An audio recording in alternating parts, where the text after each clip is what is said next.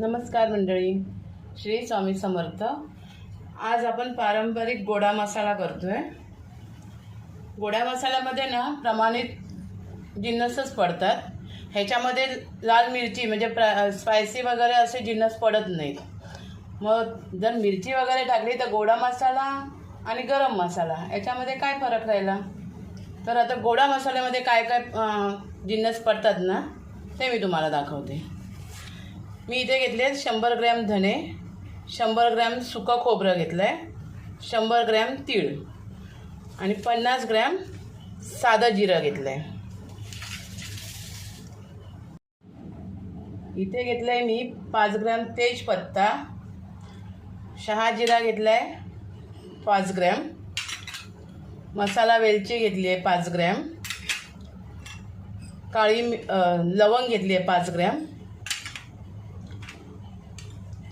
इथे नाग केशर घेतलं आहे 5 ग्रॅम आणि दगडफूल 5 ग्रॅम घेतलं आहे। आणि लास्टला आपल्याला लागणार आहे हिंगाचा 1 चमचा। जर तुम्ही हिंगाचा खडा घेतला तर तो आपण हे जसं भाजून घेणार आहे ना त्याप्रमाणे तो तळून घ्यायला लागणार आहे।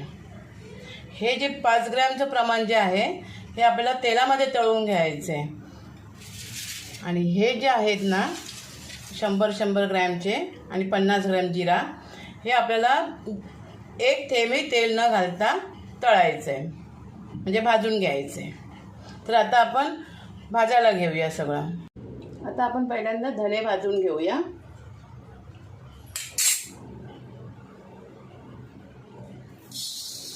आणि यांना जास्त करपवायचं नाही, ह्यांच्यातला दमटपणा जो आहे ना तो आपल्याला फक्त काढून टाकायचा आहे। त्यामुळे मी जो एकदम स्लो गॅस असतो तोच घेतला आणि तो कमी पण केला आहे।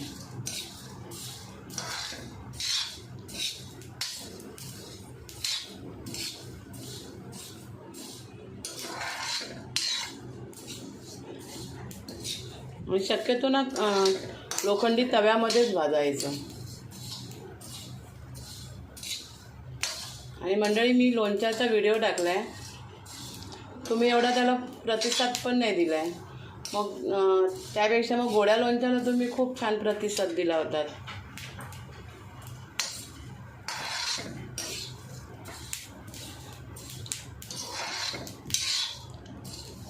आता हे भाजून झालेत, आपण काढून घेऊया।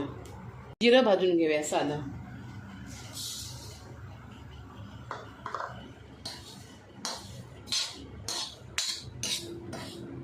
तीळ भाजते। आणि हा गोडा मसाला तुम्ही मसाले भातामध्ये, वांग्या बटाट्याच्या भाजीमध्ये, जसे सुक्या ज्या भाज्या असतात ना त्या सगळ्या भाज्यांमध्ये पण तुम्ही हा टाकू शकता। आणि मसाल्या भातामध्ये तर 1 नंबर लागतो। त्यामुळे एकदा माझ्या पद्धतीने करून बघा। ह्याच्यामध्ये लाल मिरची अजिबात कोणत्याच प्रकारची लाल मिरची ह्याच्यामध्ये पडत नाही, कारण हा स्पायसी नसतो मसाला।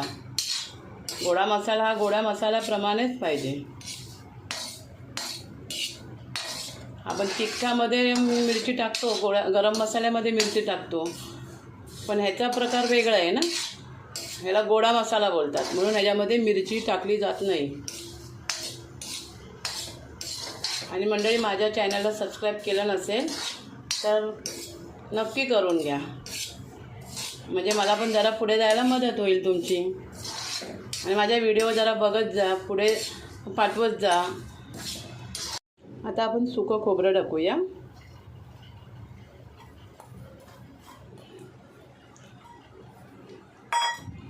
आपल्या घरातल्या नेहमीच्या ज्या वाट्या असतात ना त्या 2 वाट्या फुल भरून घ्यायच्या। म्हणजे 100 ग्रॅम वाटीने बघितलं तर 100 ग्रॅम होतं, आणि खोबरं बघितलं तर 100 ग्रॅम होतं, आणि वाटीने किसून बारीक किसल्यामुळे ते 2 वाट्या फुल भरले आहेत।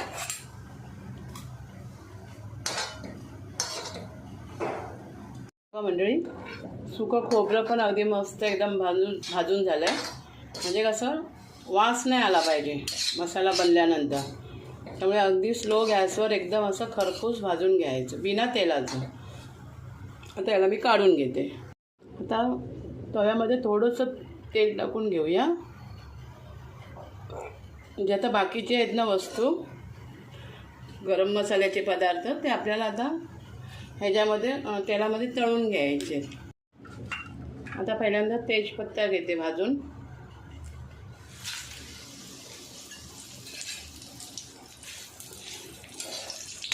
आता हे जे भाजलेले तेलामध्ये जे भाजलेले आहेत ना पदार्थ गरम मसाल्याचे ते आपण एकत्र जरी केले ताटात तरी चालतात. फक्त जे बिना तेलाचे भाजून घेतलेले आहेत ना ते तसेच वेगवेगळे ठेवायचे आणि वेगवेगळे मिक्सरला लावायचे.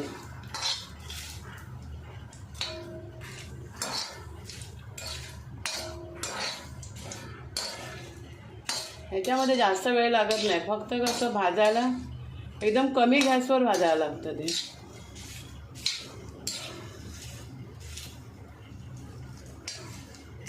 तेच महत्त्वाचं आहे. मसाला एक वर्ष जास्त टिकतो पण असं व्यवस्थित भाजून घेतलं पाहिजे.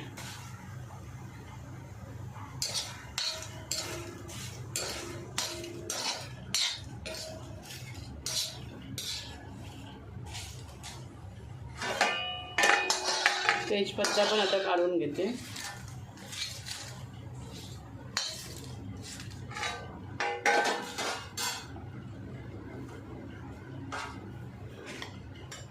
दगडफूल टाकते.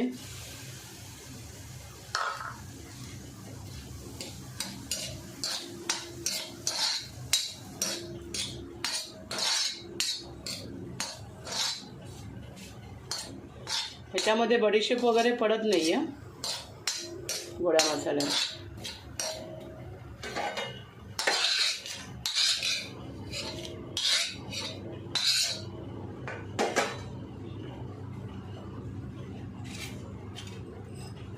नागकेशर तळून घेते.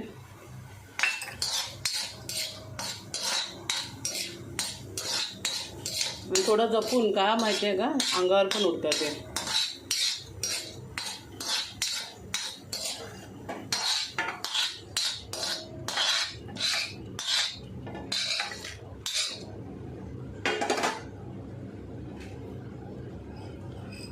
लवंग टाकते. आता आपण शहाजिरा भाजून घेऊ.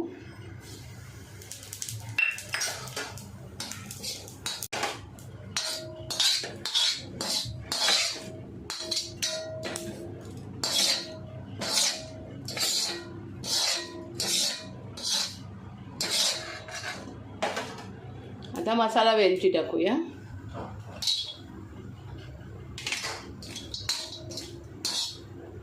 थोडंसं तेल टाकते मी.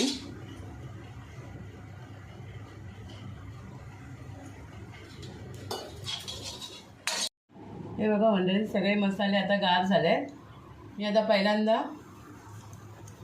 धने लावून घेते मिक्सरला. त्याच्यानंतर जिरं लावून घेते.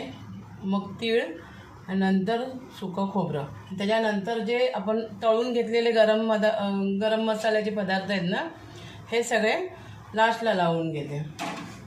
आता एक मी दाखवत नाही बसणार. फक्त हे सगळे एक मी आता मिक्सरला फिरवून घेते. बघा मंडळी गोडा मसाला पारंपरिक पद्धतीने केलेला तयार झाला आहे. आणि ह्याच्यामध्ये सुकं खोबरं आणि तीळ यांचा वापर असल्यामुळे तो बनवताना असं तेलकट असं होतं. आणि आपण बाकीचे जे गरम पदार्थ होते ते सुद्धा आपण तळून घेतलेले. त्याच्यानंतर मग आपण काय करायचं सगळं परत एकदा मिक्सरला सगळं वेगवेगळं लावल्याच्या नंतर परत एकदा सगळं मिक्स करून एकदा परत फिरवून घ्यायचं असतं.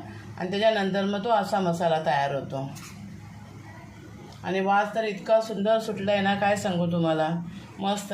आणि हा मसाला तुम्ही मूग डाळीची खिचडी, मसाले भात, तोंडलीची भाजी, रस्साभाजी असते ती, बटाटा वांगं यांची रस्साभाजी, चिंचगोळीची आमटी करतो त्याच्यामध्ये, कितीतरी भेंड्याची पण भाजी ह्याच्यामध्ये सुद्धा. भेंडी सुकी कराल ना त्यावेळेला हा थोडा मसाला टाका भरीत करायला.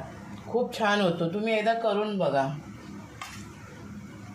आणि माझा व्हिडिओ तुम्हाला आवडला तर एक लाईक करा, शेअर करा आणि सबस्क्राईब करा. आणि व्हिडिओला पुढे न्यायला मदत करा. आणि हिंगसुद्धा मी 2 चमचे टाकले ह्याच्यामध्ये मसाला फिरून झाल्याच्यानंतर. आणि मग सगळा मसाला मी मिक्स केलेला आहे. थँक्यू.